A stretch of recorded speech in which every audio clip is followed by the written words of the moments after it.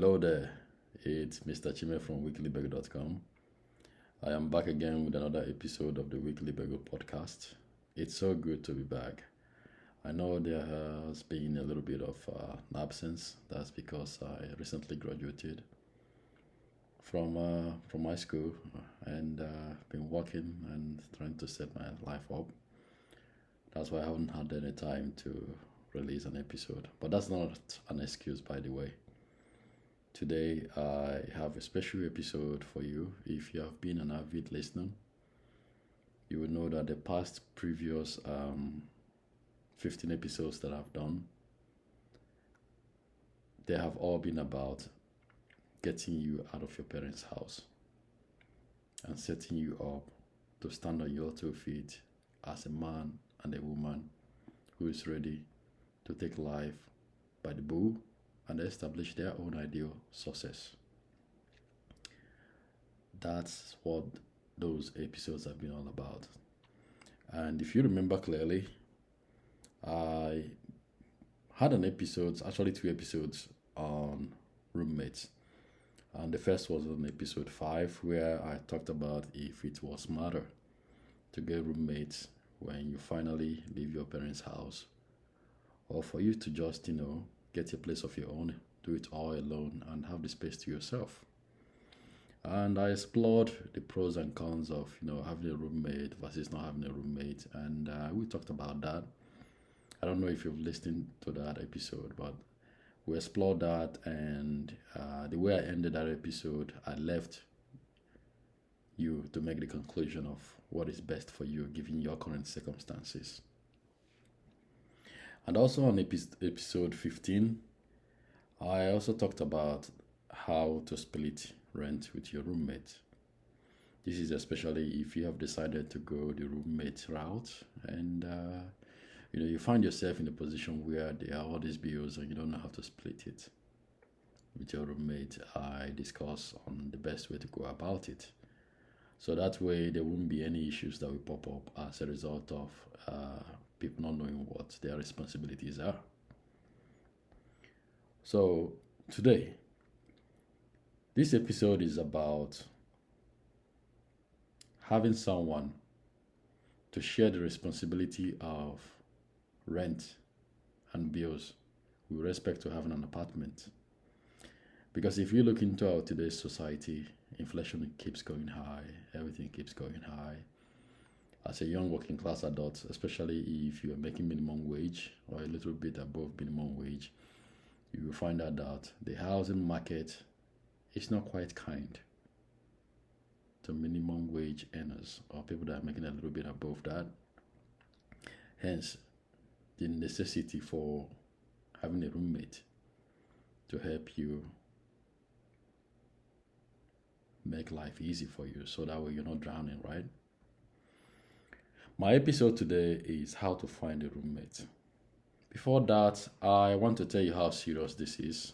I'm talking about the necessity of having a roommate. According to a National Association of Home Builders, Economic Builders, it's an organization. They're saying that 6.8 million households in America have shared housing, with college age and our young adults being the biggest of these house sharers. And according to the research, they were saying that these house sharers are not familiar with themselves.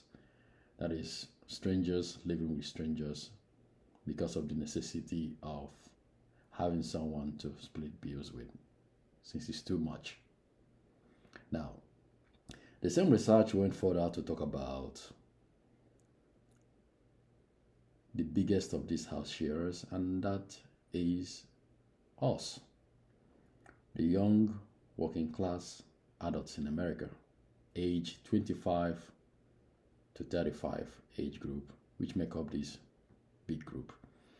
And that is about 1.6 million people, about 23% of the 6.8 million households that are sharing housing. Now, I want you to think about this for a while to see how big this is, to see how much of a societal issue this has become.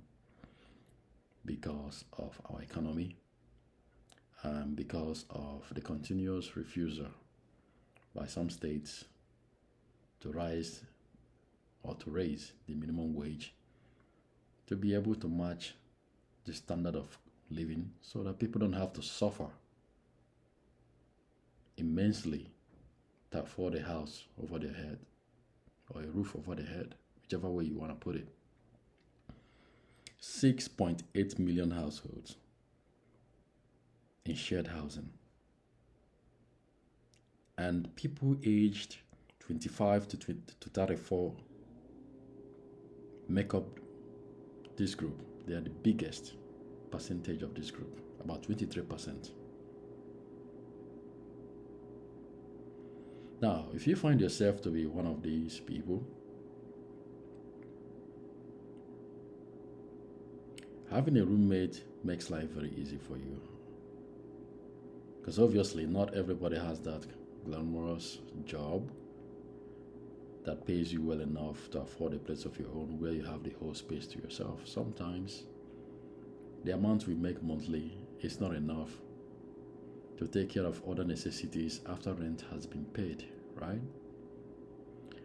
As a result, it's very necessary to have a roommate who could come in and help split that bill, perhaps 50-50, in such a way that all these bills are not really weighing down on you as a young working class adult. Now, to be able to find such a person, thankfully, there are websites out there that are structured in such a way that you can find the right person that suits your need. You can find a roommate that is not from hell. You can find someone who has the same goals and objectives such as you, who is not going to make you regret this decision of sharing a living abode with them. And on top of that website, the first on top of the list that I have is roomies.com. Now, I will tell you a story about this. I don't know if you have read the entirety of my biography on my website, weeklybego.com. I am a certified surgical tech, and currently I am traveling as a surgical tech. That means they send me to hospitals that need surgical techs to help assist doctors during surgery. So randomly I get thrown into towns, maybe small towns, sometimes cities, and when I go in there, I have my own place where I live alone in my city. But when I go to these places where the contract might be 3 months, that's 13 weeks or so, I need a place to stay there, right? Roomies.com is one of the websites that I use to find a house that has a furnished room for me to come in and live and pay. Because the alternative is, getting a hotel which you have to pay a lot of money for. Sometimes you're paying up to $120 per day just to stay at the hotel. And by the time the month is over, you find out that is eating deeply into your paycheck. So, the first encounter with roomies.com, I got a contract into this small town in Texas, and I didn't know anybody there. It was the first time I've been to that side of Texas anyway. And when I went to roomies.com, I was charged $25, I believe. And all the website requested of me is to just put up a photograph of myself and what I'm looking for and the price that I'm willing to offer. And that's what I did on my profile.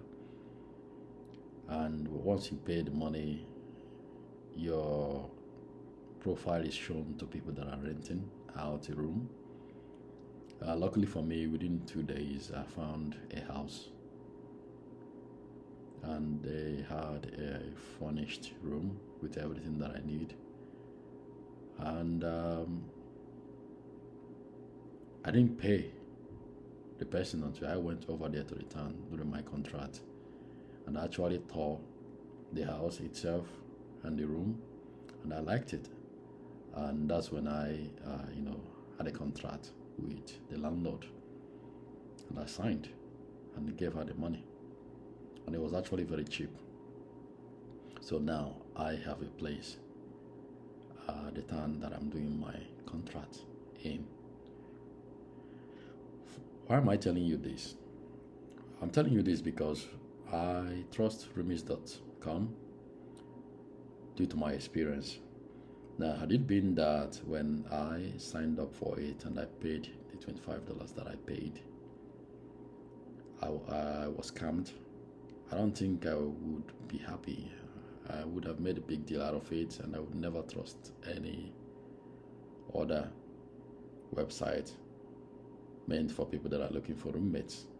So roomies.com is up there with the best of them.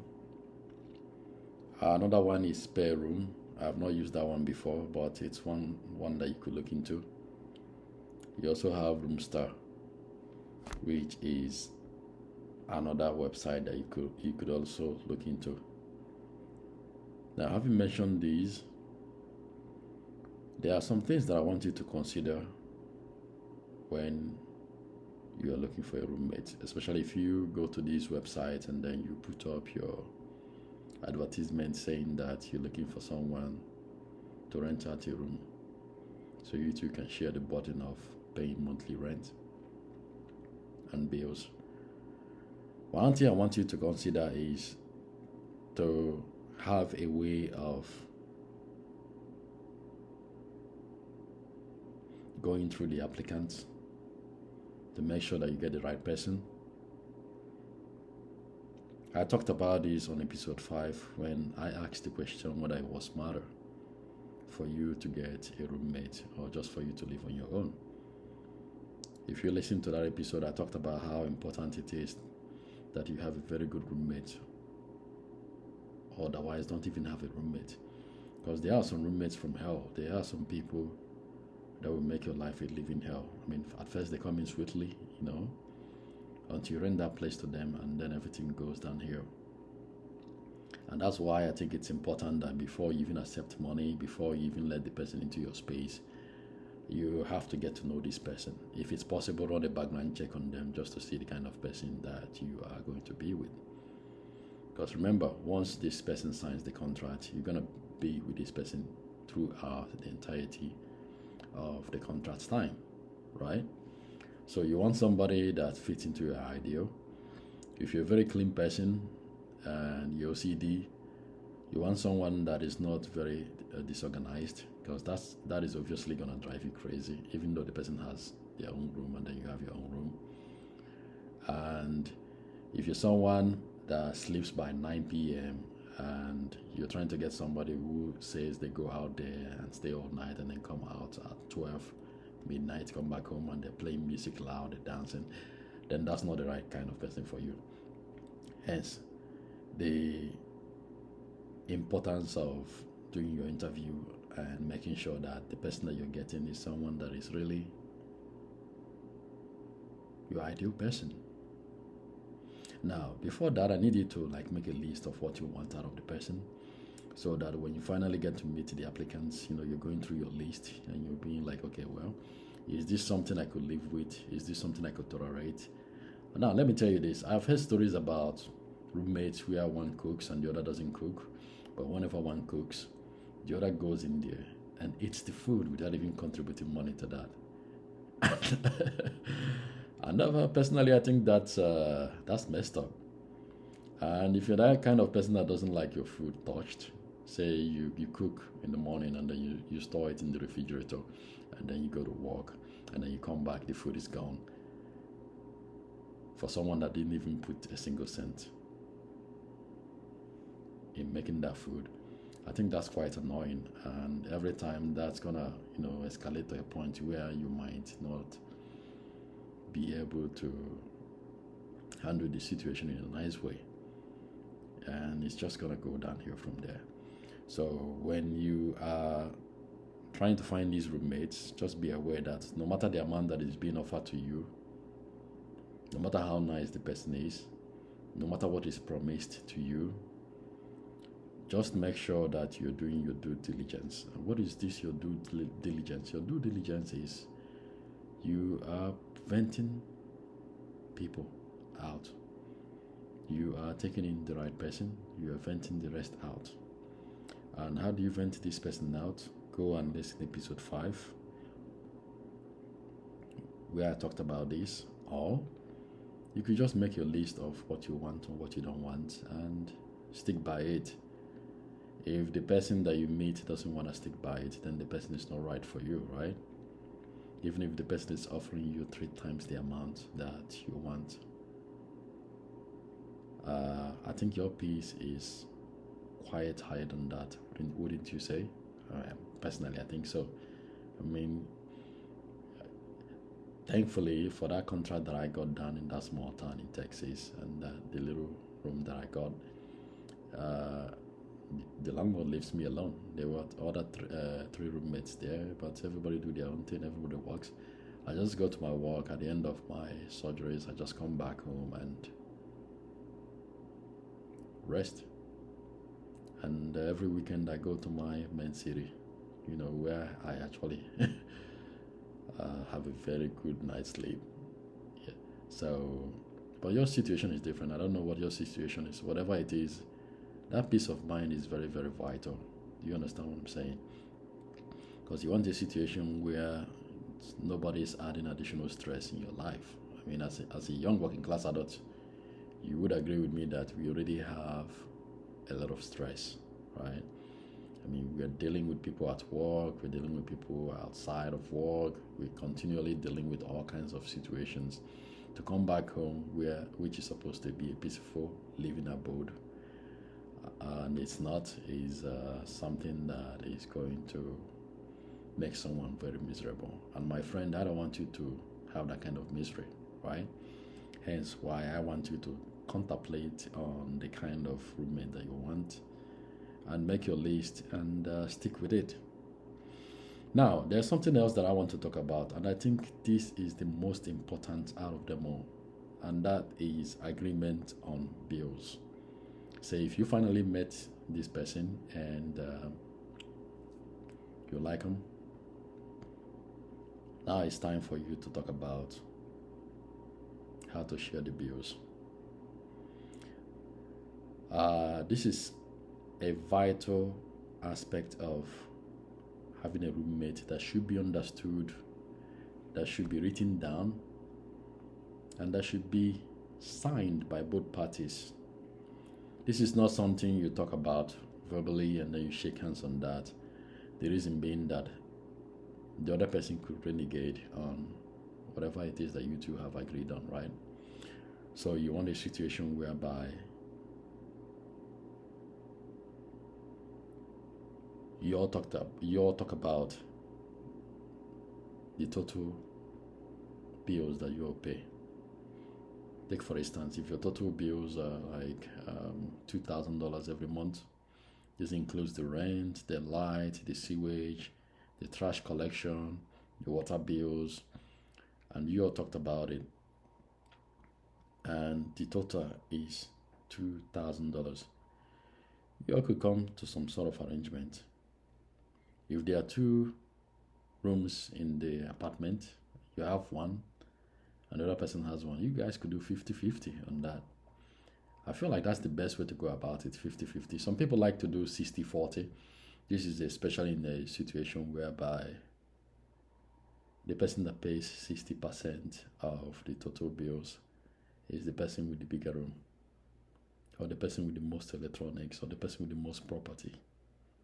And then the other person pays like 40%. Or perhaps it's the person that doesn't want to do anything that has to do with house chores, and then the 40% person do the house chores, so they can get the 10% discount. But all these things I feel like has to be understood. There has to be a written contract. The reason why I always encourage young working class adults looking for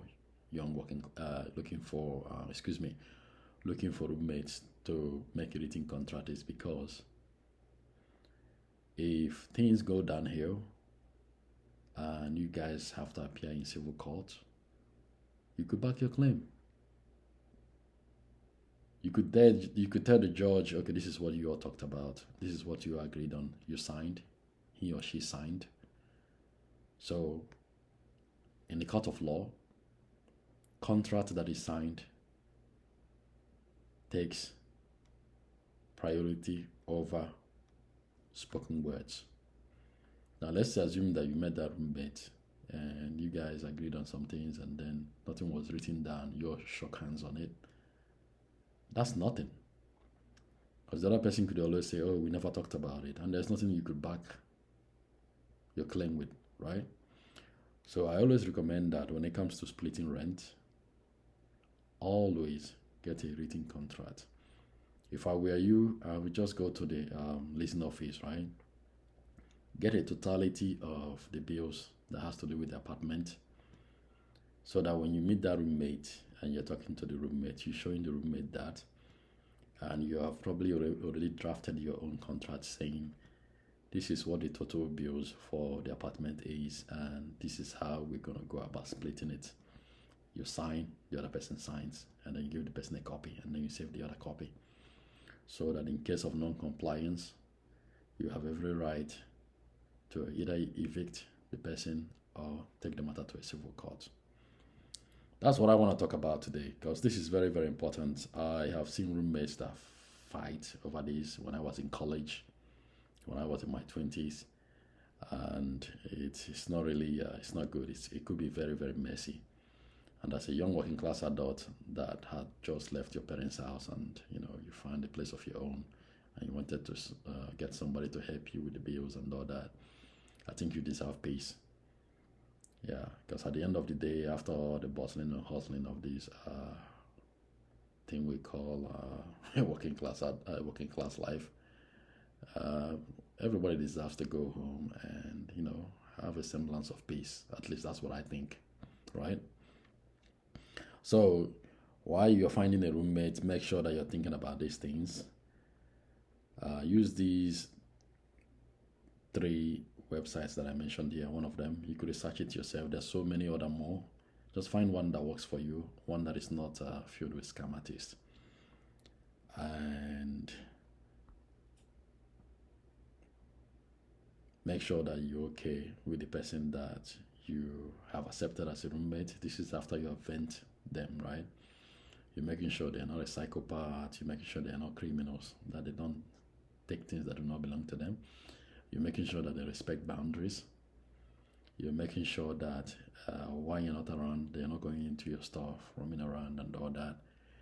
You're making sure that you guys have some sort of house rules. Like for instance, okay, you cannot bring back a boyfriend or a girlfriend after 11 p.m. You have to be respectful of the other person's presence, and don't touch somebody else's things, all that sort of things, things that really annoy you. You have to talk about them with the person, just to make sure that you get the person's tick offs, and then you mention things that tick you off too, and you explore on ways that you guys could minimize that. And you also talk about splitting rent and have a conclusive agreement on that is written and signed, and if possible notarized. I know it sounds too much, but trust me, you don't want to deal with a bad roommate nonsense, because that's very disturbing. That takes away peace, and in some situations it could be downright evil. So I don't want that for you. Anyway, that concludes the episode of the Weekly Bego podcast. We'll be sending out I'll be making another episode next week. And I hope you enjoy this. I hope this helps you. And I wish you the best when selecting your roommate. I hope it's going to be a good person that will make your life easier, not hard. Chime out.